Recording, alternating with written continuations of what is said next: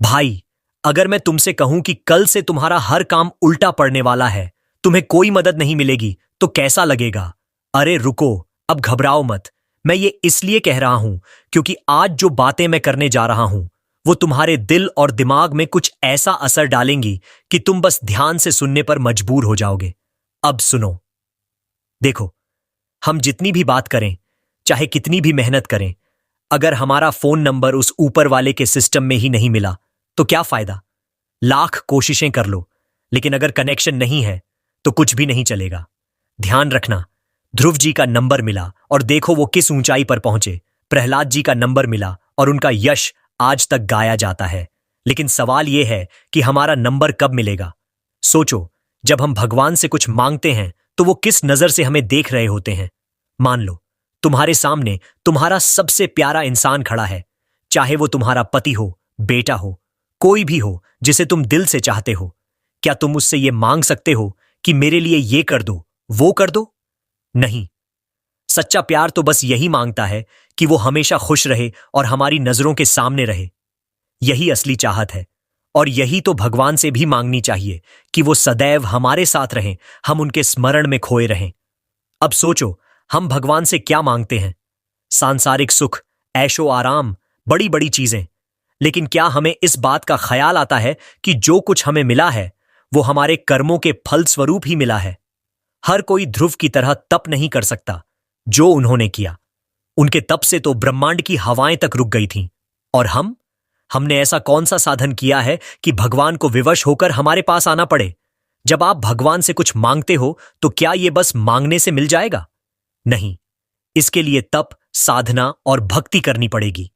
बिना मेहनत के, बिना समर्पण के कुछ भी नहीं मिलता। अब सोचो, अगर तुम दुकान में जाकर मांगो कि मुझे ये सामान दे दो, तो क्या वो बिना पैसे लिए दे देगा? नहीं। उसी तरह भगवान से भी मांग तभी पूरी होगी जब तुम उनके लिए कुछ करोगे, जब तुम अपने कर्मों और साधनों से उन्हें प्रसन्न करोगे।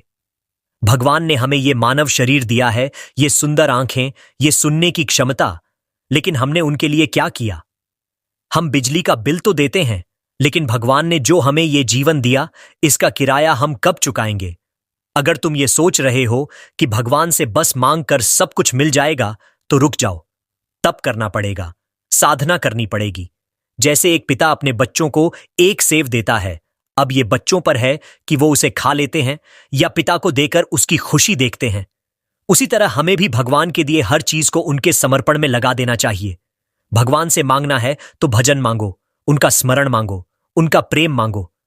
संसार की चीजें तो कर्मानुसार मिल ही जाएंगी।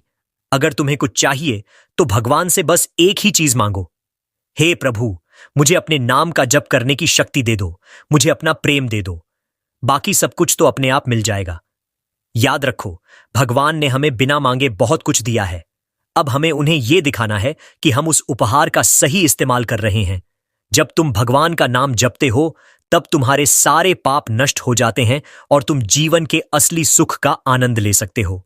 तो दोस्तों, अब वक्त है अपनी बुद्धि को शुद्ध करने का, भगवान के नाम का जप करने का और अपने जीवन में भक्ति की असली शक्ति को पहचानने का। और हां, जाते जाते एक बात और कहूंगा, अगर ये बातें तुम्हारे दिल को छू गई हैं तो अभी चैनल राधा रथ को सब्सक्राइब कर लो और नीचे कमेंट में अपने शहर का नाम और हर हर महादेव राधे राधे लिखना मत भूलना। तुम्हारे कमेंट्स का इंतजार रहेगा।